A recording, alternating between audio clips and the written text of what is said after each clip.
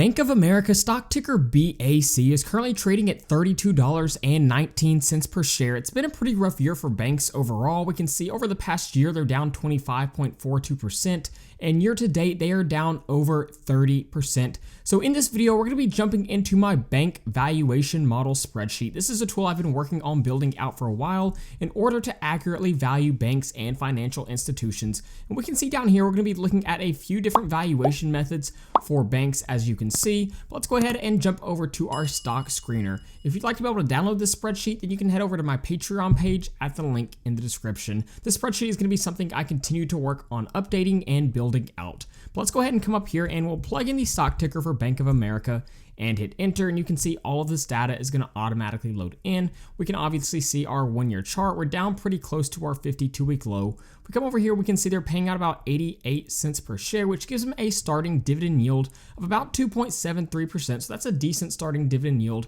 Payout ratio sitting at 26.8%, so it is a very safe dividend. Now the 20, 50, and 200-day moving averages all down quite a bit, as we can see right here. Analysts currently have a target price of about $41 per share. Decent institutional ownership. Now we do have to make a big note. Warren Buffett is a big shareholder of Bank of America, so that's something to remember. And if we come over here, we can see the beta is sitting at 1.38, so you will see a little more volatility in this stock than normal. But let's go ahead and jump over and look at our first valuation, which is going to be Graham's valuation. And this is a valuation model designed to value all types of stocks. It was created by Benjamin Graham, and here's the formula he lays out for us to calculate intrinsic value. So we plug in our earnings per share, we plug in our growth rate projections, and we multiply that by 4.4, which is the average yield of AAA corporate bonds. And once we've done all of that, we divide by Y, which is the current yield on AAA corporate bonds, which at the time of this video is sitting at 4.33. Now when we plug all this in, we come to an intrinsic value of about $40.94 per share, which is actually pretty close if we come back down here. And we can see it's pretty close to what analyst target price was. So Graham's valuation, intrinsic value of $40.94. Now let's jump over to our historical price to tangible book value tab. And you can see what we're doing right here is we're plugging in over the past decade the share price Bank of America has traded at and the tangible book value per share over that time period as well, which will give us our historical price to tangible book value, which is charted out right here. Now you need to understand exactly what this is and what we are looking for. So for example, Warren Buffett typically looks for bank stocks that are trading at below 1.00 when it comes to the price to tangible book value. So we can see back in 2012 for Bank of America, it was below that 1.0. And if we jump back over to Seeking Alpha, we can see over the past 10 years, if you did invest at that time period, you would have seen a very good return on your investment into Bank of America. Now that is a pretty conservative form of investing, so a lot of people will typically invest into bank stocks if it's still around 1.25. And if we look over the past 5 or 6 years, it looks like Bank of America has been above 1.5, meaning it may be slightly overvalued. 2020, it jumped down to about 1.39. 2021, it jumped up quite a bit, and it's currently sitting at 1.51. So some people may argue that it may be slightly overvalued according to the historical price to tangible book value. Now let's go ahead and jump over to our multiples valuation. We'll go ahead and zoom in just a little bit. But essentially what we're doing is we're seeing how the market is valuing companies that are similar in structure to Bank of America. So fortunately, we do have some good comparables. In this scenario, we have JP Morgan and Wells Fargo. We can see their stock price, their earnings per share, and their price to earnings multiple. We take the average price to earnings multiple for those companies, multiply it by Bank of America's earnings per share to come to an intrinsic value of $34.24, which is pretty close to that current trading price. So the average price to earnings for these comparables is about 10.83. And if we jump over to the stock screener, scroll over here, we can see the price to earnings for Bank of America sitting at 10.18, which you could argue that it does mean it is slightly undervalued, but not by a whole lot.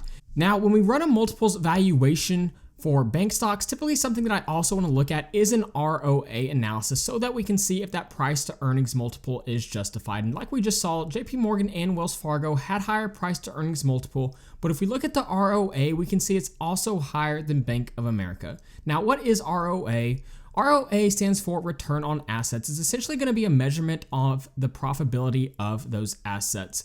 Now, for a lot of companies, you want to see an ROA of much higher than this, but you have to understand that banks are highly leveraged companies. So when it comes to banks, you want to look for an ROA of over 1. And all three of these companies do meet those qualifications. We can see the two competitors of Bank of America do have a slightly higher ROA, which means you could argue that that higher price to earnings multiple is justified. But again, according to our multiples valuation, it looks like Bank of America may be slightly undervalued. Now, the last valuation model that we will look at is the dividend discount model. And essentially, it's going to value a company based on how much they pay out in dividends and how much that dividend is increasing over time. So I plugged in the historical dividend payouts quarterly for Bank of America so we can see how much they pay out each year. And this allows us to see our year-over-year dividend growth. As we can see, there's been some really good years, but they also had a year with hardly any dividend growth at all. But the average dividend growth rate is about 10.36. So moving forward, I'm projecting a growth rate of 6.5, a discount rate of 8.5, which gives us an intrinsic value of $46.86 per share.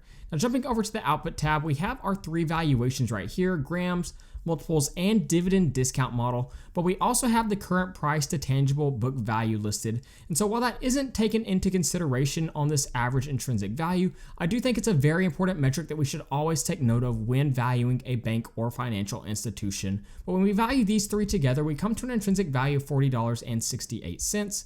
Let's say we apply a 20% margin of safety. Based upon that, this company is trading right at our acceptable buy price of $32.55, meaning now may be a good time to consider buying into this company. But there you go. That is one of the ways that I will value a bank stock. I plan on adding more features to this spreadsheet in the future. Go ahead and let me know your thoughts on this company down below. If you'd like to be able to download the spreadsheet, you can head over to my Patreon page at the link in the description. So that being said, thank you guys so much for watching, and please don't forget to like and subscribe to the channel.